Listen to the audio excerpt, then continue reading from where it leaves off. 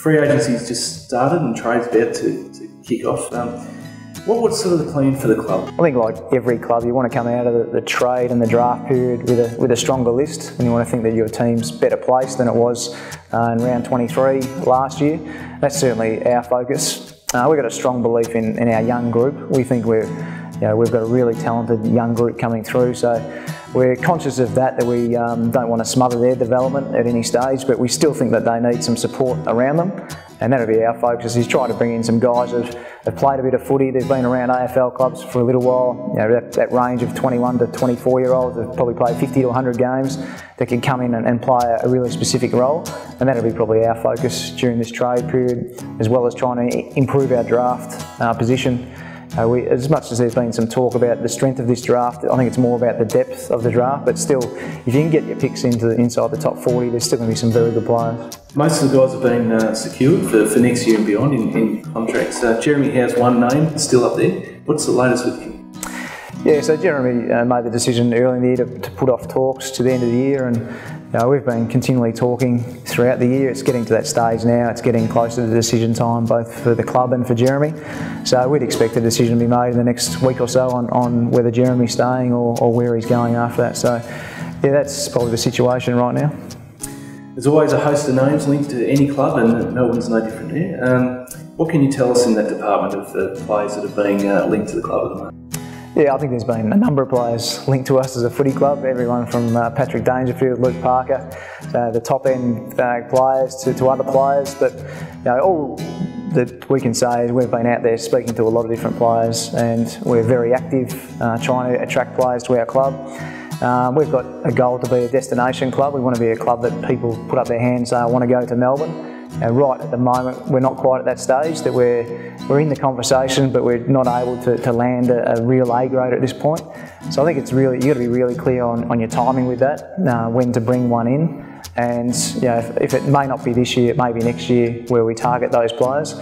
So we've really now progressed further to really targeting some particular players for some roles that we need.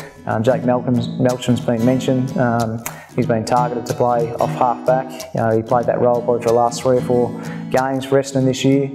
In terms of due diligence, we've got Simon Goodwin and Brendan McCartney have both coached him. They see a lot of potential in him. So he's a player that we'd like to add to us.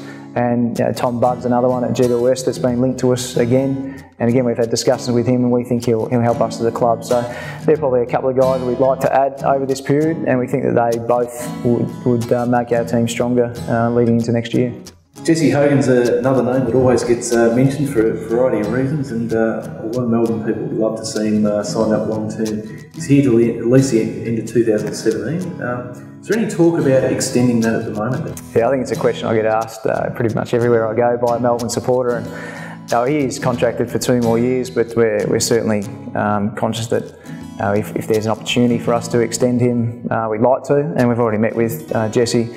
We've gone through our plan as a club, presented that to him, and made an offer for an extension for Jesse. So I think what he showed last year, it probably wasn't a surprise to anyone at the footy club, but a lot of people haven't been able to see it. We've seen it at training, we saw it in his VFL year, but he's going to become a very important player for us, along with Angus Brayshaw, Christian Petrarca, Tom McDonald, Dom Tyson. The list of guys that we've got is a very strong list.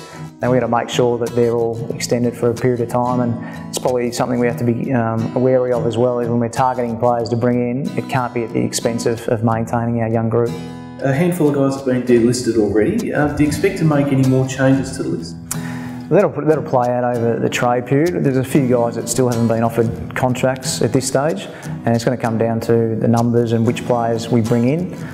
So there's probably 2 or 3 guys at the moment that we're looking at holding out, and then unfortunately in that situation there's probably players at every club that just have to wait till the end of trade period, and we'll make that decision as quick as we can for those guys.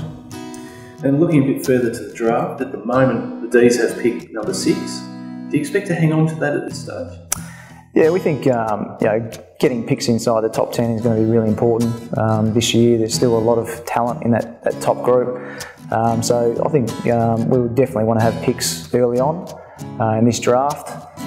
We've got a lot of faith in our recruiting department. The work that they do, it's not just at Melbourne, but a recruiter's lifestyle it's pretty different. You know, they do a lot of hours, they do a lot of travelling, and they put a lot of work into their players. But I think we've got a really strong team of recruiters, well led by Jason Taylor. And I think, for an example of last year's draft, the players we brought in during that period, they nearly all played during the year. And also, you know, to get an Aaron Vandenberg off the rookie list from the work that a pro scout, Kelly O'Donnell, was doing to find those sort of players. Now, we've got a lot of faith that they'll bring in the type of players we want, and that certainly gives us some confidence to go in the draft with extra picks if we have them. Have you set a number of how many picks you'd like? I think at the moment it looks like it might be somewhere between 3 to 5. Again, depends on players that come during the trade period and some other decisions we make. Overall, it's a pretty shaping up as a younger list at the moment. I mean, how do you see it? You've got a lot of confidence that the last couple of years in the draft will really shine throughout next year. Yeah, I think an example is Jack Viney this year. You know, the difference him as a player this season compared to the season before. You know, you can't undervalue what 20 games does to a young player who's got real talent and is competitive.